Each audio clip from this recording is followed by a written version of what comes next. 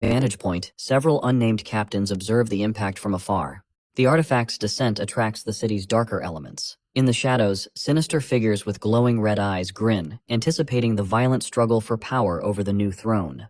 Drifting through the chaotic blue void, Fang Yi leaped across floating debris while enveloped in a new dark red aura. He felt like he was trapped in an endless maze, frustrated that he couldn't find the coordinates to return to reality. He glanced at his shadow, which was actually the subdued ancient god-demon armor, and asked if it was also struggling to find an exit.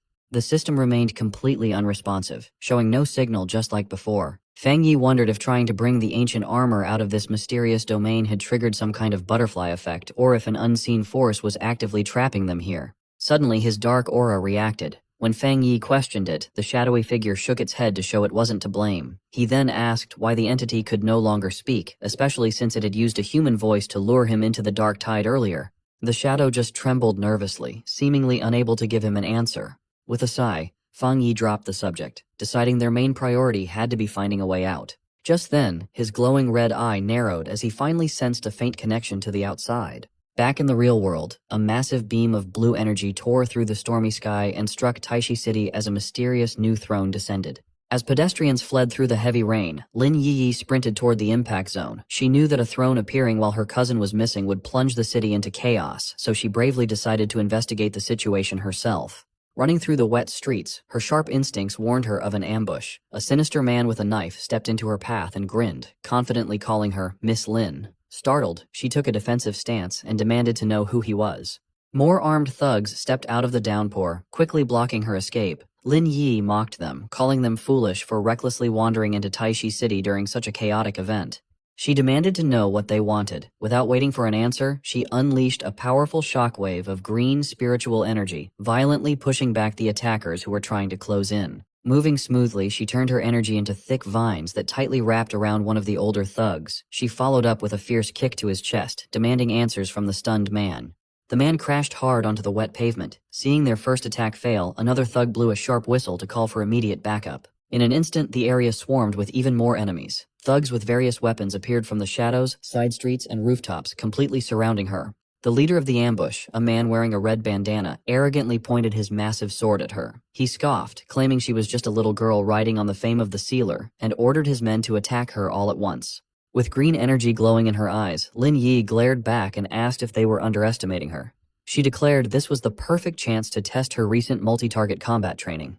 Pushing her power, she sent out a flurry of sharp, whip-like green vines. They struck and grabbed multiple attackers in midair while she fought in close combat, quickly kicking down anyone who managed to get close. She directed the vines to tighten their grip on the captured enemies. The older thug struggled helplessly and cursed as he realized her unique wood attribute could actively suppress their spiritual energy. Taking total control of the fight, Lin Yi grouped the bound thugs together. With a powerful sweep of her vines, she launched the cluster of enemies through the air and fiercely told them to get lost. Suddenly, a sharp projectile of dark purple energy shot through the rain, aiming right at her. She recognized the threat with alarm. It was a fire ability infused with a corrosive dark attribute. While normal fire couldn't easily burn her strong vines, this dark flame was incredibly dangerous. She tried to dodge, but the dark energy grazed her, slicing into her arm. She gasped as blood spilled from the fresh wound. Seeing her injured, the bandana-wearing leader and the rest of the thugs lunged from all directions to finish her off. Just before their blades hit, Lin Yi summoned a glowing green barrier around herself. The intense burst of energy violently repelled all the attackers, sending them flying backward. She mocked them for being 9 grown men who still couldn't defeat a single student. The leader steadied himself on the wet pavement with an observant gleam in his eye. Seeing that the sealer still hadn't shown up to rescue her from a deadly situation, he confidently concluded that Fang Yi was indeed out of the city. Having achieved his true goal, the leader ordered his men to retreat.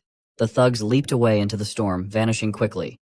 Left standing alone, Lin Yi gasped, realizing too late that she had fallen for a trap. Frustrated, she slammed her fist against a nearby wall. Her desperate defense had accidentally confirmed her cousin's absence to their hidden enemies. Cursing her own foolishness, she knew they would be fully prepared next time, and realized she urgently needed a plan. Her racing thoughts were interrupted as a massive pillar of golden light pierced through the storm clouds, striking the city in the distance. Recognizing what the light meant, her eyes widened with resolve. She pulled out her phone and made an urgent call, asking to speak with Captain Su. Standing guard in the rain at the barricaded zone around the new throne, Su Qingying spoke to Lin Yi over the phone. She asked if Yi had been ambushed. Yi confirmed she had driven them away, but warned it was only temporary, as everyone was really after the throne. Yi solemnly explained that their enemies now firmly believed Taishi City was completely defenseless without the sealer. Realizing the terrifying weight of her words, Su Qingying listened in stunned silence. Looking toward the restricted woods in shock, Su Qingying listened as Yi made a bold declaration. The young pioneer announced she was going to approach the artifact and force it to accept her as its new master. Arriving at the restricted site, Yi firmly stated she had no other choice to protect the city. Su Qingying immediately pulled her into a tight hug in the pouring rain, scolding her for being foolish.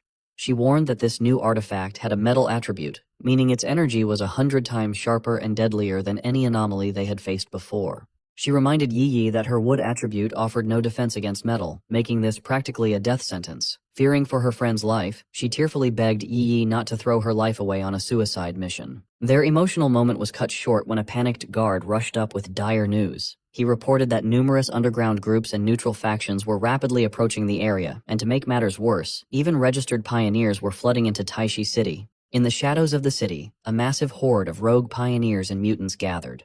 Emboldened by rumors of the sealer's death, they dismissed the authority of the military and the Spirit Association. Treating it as a ruthless free-for-all, the greedy mob prepared to storm the restricted zone, blindly believing that whoever claimed the throne would become the new absolute ruler of the Xia nation.